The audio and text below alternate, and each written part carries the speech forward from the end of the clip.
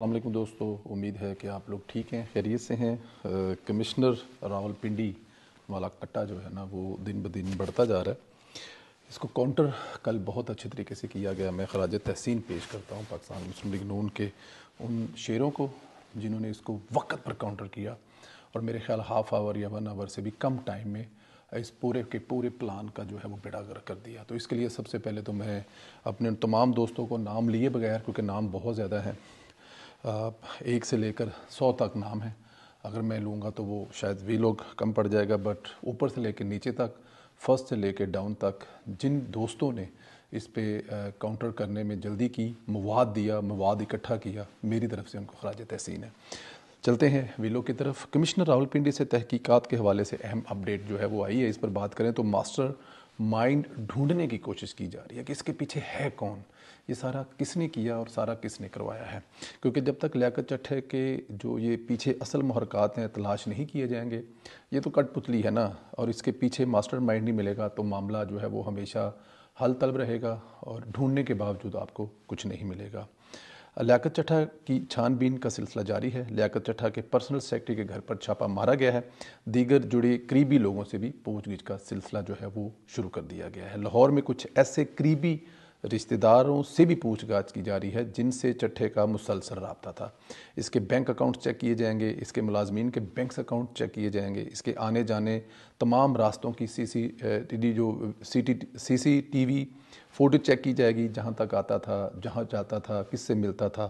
तो मेरे ख्याल में पता चल जाएगा अगर उसके इलेक्शन से 8 दिन पहले, 10 दिन पहले सारी की सारी चीज़ें जो हैं वो चेक कर लीजिए कहेंगी कि इलेक्शन से पहले किससे मिलता था, कहाँ जाता था, किसके साथ बैठता था, क्या बात करता था। ये मेरे ख्याल में कोई इतना मुश्किल काम नहीं है, जो आने वाले दिनों में ये सब कुछ जो है वो चेक हो जाएगा। कुछ लोग तो ये भी बताते हैं कि सेंटोरस मॉल में कुछ अपार्टमेंट्स में इसका आना जाना बहुत ज़्यादा है। वो पता है ऊपर वो उसके अपार्टमेंट्स हैं, सवालिया निशान है ना किसके हैं अपार्टमेंट। चलो, वहाँ रंग रलियाँ भी मनाई जाती थी, जिनसे ये पता है कि मज़ीद जब ये रंग रलियों वाला जो ग्रुप होता है ना, इसमें फिर बड़े बड़े नाम से सामने आते हैं, बड़े बड़े चेहरे सामने आते हैं। लेकिन इसका एक बहुत बड़ा प्रॉब्लम है, अब रंग रलियाँ ग्रुप को सामने लाने के लिए ना बड़ी मुश्किलात का सामना करना पड़ता है, क्योंकि उसमें फिर पता है कौन कहाँ कब कैसे कौन कौन उसका ताल्लुक कहाँ से है, किस महकमे से है, किस अदारे से है, मतलब कौन है।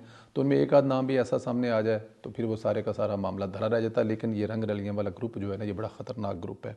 दिलचस्प बात यह है कि फैज़ हमीद के नेटवर्क का भी यहीं बताया गया था, वो भी सेंटोरस से ही ऑपरेट करता था। अब आप मेरी बात समझ रहे होंगे। बहरहाल लियाकत चट्टा के तमाम दावों को तो रात को इनके तमाम मातहत अफसर ने झुटला दिया, गलत करार दिया, जिनकी बुनियाद पर चट्टे ने दावे किए थे। जी, उनके जो साथी थे, जो जहाँ जहाँ उन्होंने जिक्र किया कि वहाँ पर 50-60 हज़ार के वोटों की धांधली करके लोगों को जिताया गया, उसका तो मेरे ख्याल में कल रात को ही सारा कुछ वो जो है वो 0-0 कर लिया था। मातहत अमला जिसकी प्रैक्टिकली ड्यूटी थी, इसने बता दिया कि कमिश्नर का काम सिर्फ कोऑर्डिनेशन था, जो इलेक्शन से पहले हो चुकी थी, यानी इलेक्शन कमीशन को अफसरान की फराहमी, दैट्स ऑल। इससे अलावा उसका कोई रोल नहीं था। इसके बाद वो अफसरान रिटर्निंग ऑफिसर से लेकर नीचे तक सब इलेक्शन कमीशन को रिपोर्ट करते थे। तो वो तो उन्होंने रात को ही बता दिया था कि इस चट्टे का किसी चीज़ से कुछ लेना देना नहीं है। ये जो कह रहा है कि मैंने खुद ठप्पे लगाए हैं या मैंने ठप्पे लगाने का कहा है, तो फिर अब पता लग जाएगा कि किसके कहने पर, कहाँ बैठकर और किसके लिए ठप्पे लगाए थे। अभी तक तो ये भी सवालिया निशान है ना कि किस पार्टी को जिताने के लिए ठप्पे लगाए थे। ये तो आने वाले वक्त में पता लगेगा।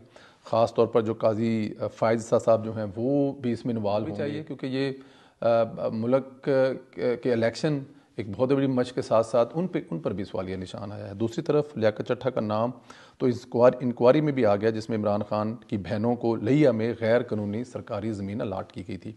एंटी करप्शन में ऐसी 11 इंक्वायरियाँ लियाकत चट्टा के ख़िलाफ़ चल रही हैं। फैज़ हमीद से कुर्बतें जो हैं वो बार बार डिस्कस हो रही हैं। हालांकि सुना है कि किसी जगह मैंने देखा है कि वहाँ से कुछ तरदीद आई है कि उनका कुछ लेना देना नहीं है, लेकिन अब लेना देना नहीं है तो फिर अच्छी बात है, लेकिन अगर लेना देना है तो फिर तो मेरे ख्याल में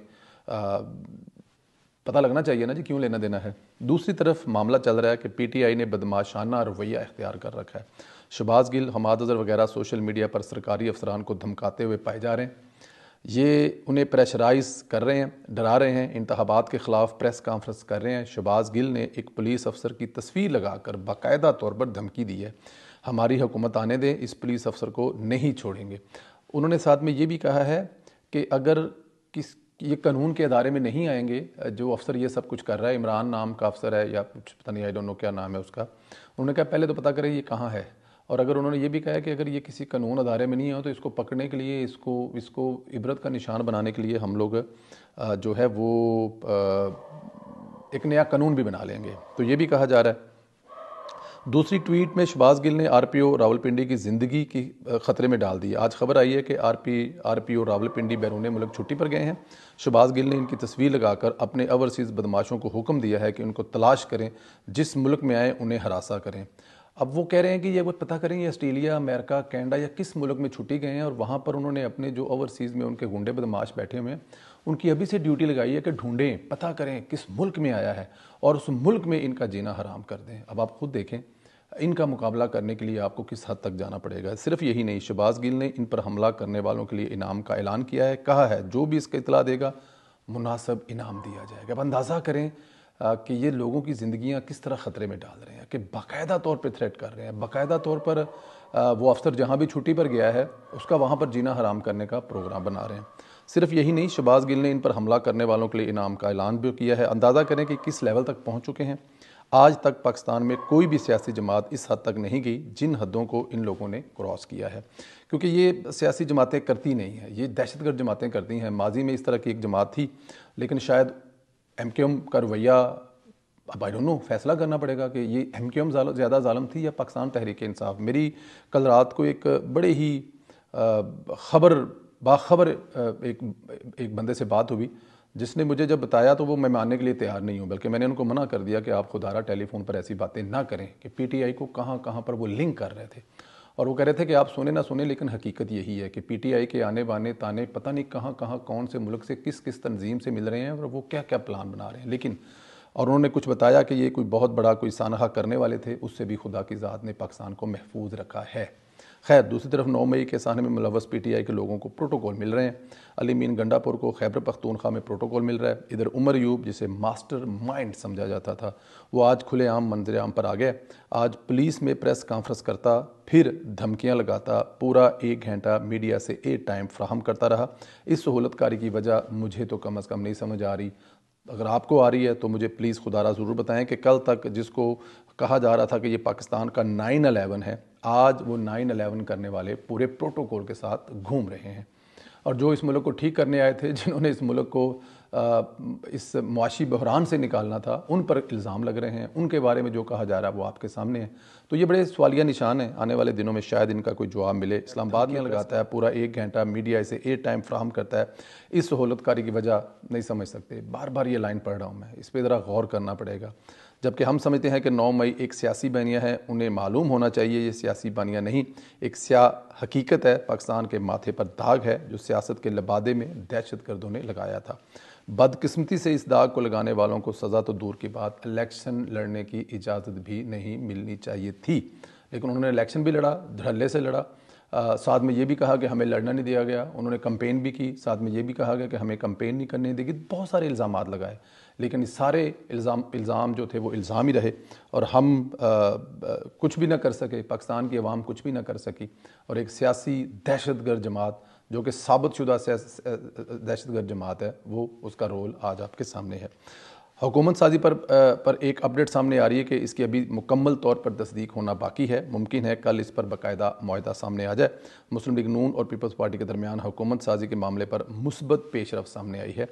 पीपल्स पार्टी ने वफाकी कबीना में शामिल होने के लिए रजामंदी जाहिर कर दी है। ज़राए के मुताबिक मुस्लिम लीग नून और पीपल्स पार्टी ने मिलकर मुल्क को मुआशी और सियासी बहरान से निकालने का फ़ैसला किया है। हुकूमत साजी के मामले जो हैं वो आखिरी हद तक जा चुके हैं, जो कि कल काफ़ी हद तक बेहतर हो जाएंगे। बताया जा रहा है कि सदर मुमलकत और स्पीकर कौमी असम्बली के ओहदे पीपल्स पार्टी को मिलेंगे, जबकि चेयरमैन सेनेट चारों गवर्नर का फैसला बाद में किया जाएगा। 2 बड़े ओहदे जो सदर मुमलकत हैं और स्पीकर कौमी असम्बली है, वो पाकिस्तान पीपल्स पार्टी को देने का फैसला किया गया। बलोचिस्तान पीपल्स पार्टी और नून लीग मिलकर हुकूमत बनाएंगी, जिसमें वज़ीर आला पीपल्स पार्टी का होगा। पीपल्स पार्टी पंजाब में कबीना का हिस्सा बनेगी। पीपल्स पार्टी को पंजाब में 2 या 3 वजारतें मिलने का इम्कान है। ये वो अपडेट हैं जो पीपल्स पार्टी के हवाले से जाई जा रही हैं। ज़ाहिर है ये बहुत सारे लोगों को पसंद नहीं आएंगी। पसंद इसलिए नहीं आएंगी कि पीपल्स पार्टी के बारे में जो आप लोग सोचते हैं, मैं भी वही सोचता हूँ, लेकिन इस वक्त मेरे ख्याल में हमें इन सोचों से आगे निकलकर मुल्क के बारे में सोचना चाहिए। जो हमारे कायदीन सोच रहे हैं, जो हमारे कायदीन फैसले कर रहे हैं, उनके साथ खड़ा होना चाहिए। इसी में हमारी बका है, इसी में हमारे मुल्क की बका है। बहुत सारी दूसरी बातें हैं जो आपसे करनी है, लेकिन वो टाइम इतना होता है, अगर ज़्यादा लंबा कर लिया जाए तो फिर वो देखने वाले भी ज़रा स्किप करने की कोशिश करते हैं। इंशाल्लाह ताला अगले व्लॉग में और रात के प्रोग्राम में बहुत सारी बातें आपसे करेंगे। आप अपना बहुत ज़्यादा ख्याल रखें। इजाज़त मांगने से पहले आप लोगों से जो रिक्वेस्ट करते हैं कि सब्सक्राइब ज़रूर करें चैनल को, बेल आइकन को प्रेस करें और इस सवाल का जवाब दें कि पाकिस्तान तहरीक इंसाफ को कौन बैक कर रहा है, कौन सपोर्ट कर रहा है। 9 मई वाले जिनके बारे में कहा जा रहा था कि इस मुल्क में इससे बड़ा सानहा कभी किसी सियासी जमात ने नहीं कराया, वो पाकिस्तान तहरीक इंसाफ ने करवाया। तो अचानक ऐसा क्या हुआ है कि जो 9 मई में भागते फिर रहे थे, आज उनको सरकारी प्रोटोकॉल मिल रहा है। इस सवाल का जवाब ज़रूर दीजिएगा। इजाज़त दें, अपना ख्याल रखें। खुदा हाफ़िज़।